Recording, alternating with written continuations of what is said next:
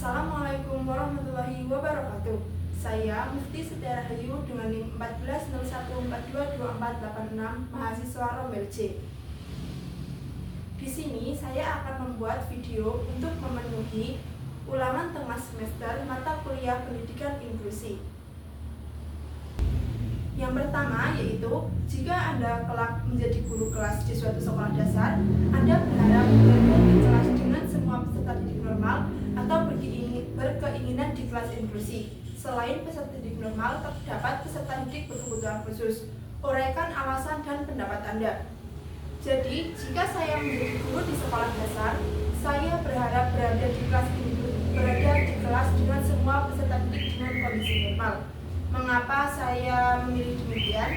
Karena menurut saya menjadi guru bagi peserta didik dengan kebutuhan khusus sangat susah dan membutuhkan pikiran serta tenaga yang ekstra. Selain itu, saya menjadi guru bagi peserta didik dengan berkebutuhan khusus harus memiliki kesiapan ilmu yang lebih serta kesiapan mental yang lebih untuk menghadapi hal tersebut. Mengapa demikian? Karena tentu saja peserta didik dengan kebutuhan khusus harus diberikan treatment yang sedikit berbeda dengan peserta didik yang normal.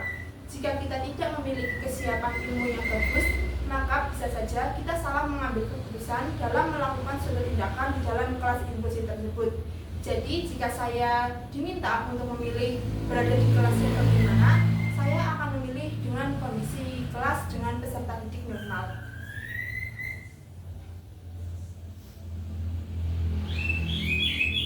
Untuk pertanyaan nomor 2 yaitu, jika di suatu daerah di mana Anda tinggal terdapat anak berkebutuhan khusus atau ABK usia sekolah tetapi dia tidak bersekolah, hanya di rumah saja. Sebagai calon guru atau mahasiswa calon guru, bagaimana sikap Anda dan apa yang akan Anda lakukan untuk menghadapi ABK tersebut? Jelaskan.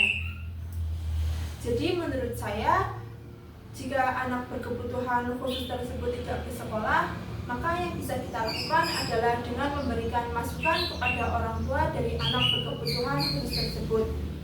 Jadi, mungkin kita bisa memberikan saran dan masukan seperti menyarankan untuk tetap menyekolahkan anak tersebut di sekolah inklusi yang terdekat. Kita juga bisa memberikan masukan bahwa meskipun anak tersebut adalah anak berkebutuhan khusus, tapi anak tersebut berhak mendapatkan haknya untuk bersekolah. Namun, jika saran dan masukan kita tidak didengarkan atau tidak diindahkan oleh orang tua, maka kita harus menerima keputusan dari orang tua tersebut. Karena hal tersebut adalah kembali lagi kepada keputusan kedua orang tua dari anak berkebutuhan khusus tersebut.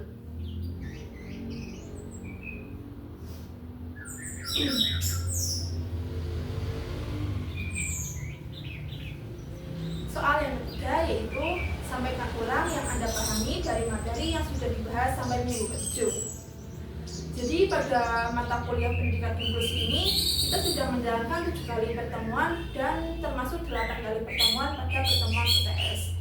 Adapun pada minggu pertama perkuliahan itu masih diisi materi yang disampaikan oleh Ibu Sami dengan isi materi berupa kontrak perkuliahan mata kuliah pendidikan inklusi, kemudian pengantar dari mata kuliah pendidikan inklusi berupa pengenalan dengan mata kuliah pendidikan inklusi. Kemudian untuk minggu kedua itu kita diberikan tugas untuk menyimak video yang sudah diberikan oleh Sami. Kemudian pada minggu ketiga kita sudah mulai presentasi secara berkelompok. Pada minggu ketiga perkuliahan ini, materi yang disampaikan oleh tim penyaji yaitu berupa kebijakan pendidikan inklusi dan praktik pendidikan inklusi di sekolah dasar. Jadi pendidikan inklusi adalah pendekatan yang memberikan kesempatan belajar yang setara bagi semua siswa, termasuk yang memiliki kebutuhan khusus dalam lingkungan yang sama. Di tingkat sekolah dasar, penerapannya itu menghadapi tantangan seperti keterbatasan sumber daya, kurangnya pelatihan guru, kebijakan yang belum terintegrasi, dan stigma sosial. Kemudian, keberhasilan pendidikan inklusi ini membutuhkan kolaborasi antara sekolah, orang tua, dan masyarakat, dengan orang tua berperan aktif dalam mendukung anak di rumah dan di sekolah, bekerja sama dengan profesional untuk memberikan layanan yang terbaik. Kemudian, pada minggu keempat mata kuliah pendidikan inklusi ini, tim penyaji menyampaikan materi tentang keberagaman peserta didik dan anak berkebutuhan khusus. Pada materi ini kita mengetahui karakteristik anak berkebutuhan khusus, yaitu seperti sulit berkomunikasi, kesulitan belajar, kelainan fisik, dan lain-lain. Kemudian terdapat macam-macam anak berkebutuhan khusus seperti tunanetra, tunarungu, tunadasa, tunagrahita, dan lain-lain, dan bagaimana cara menangani anak berkebutuhan khusus. Kemudian pada minggu kelima perkuliahan, materi yang disampaikan oleh tim penyaji yaitu berupa asesmen peserta didik berkebutuhan khusus dan pendidikan inklusi. Jadi asesmen ini berfungsi sebagai pertama, identifikasi kebutuhan belajar, kemudian ada penyesuaian kurikulum, monitoring kemajuan siswa, meningkatkan keterlibatan siswa, dan peningkatan kualitas pendidikan.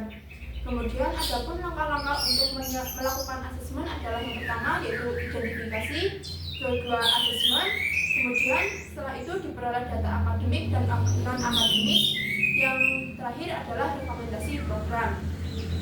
Kemudian pada minggu ke-6 perkuliahan ini dilakukan presentasi oleh dua kelompok sekaligus.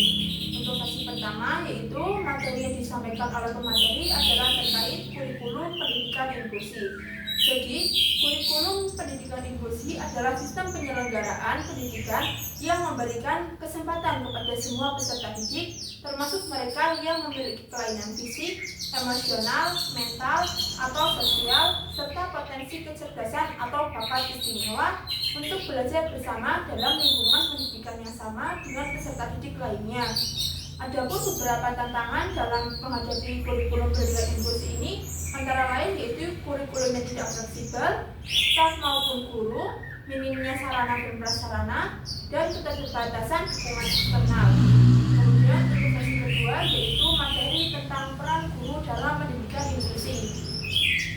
Jadi adapun peran guru dalam pendidikan inklusi ini dibagi menjadi dua, yaitu peran pedagogik dan peran non pedagogik. Kemudian ada tantangan guru dalam pendidikan inklusi ini, terdapat tantangan internal dan tantangan eksternal. Kemudian yang terakhir, untuk solusi juga terdapat solusi internal dan solusi eksternal.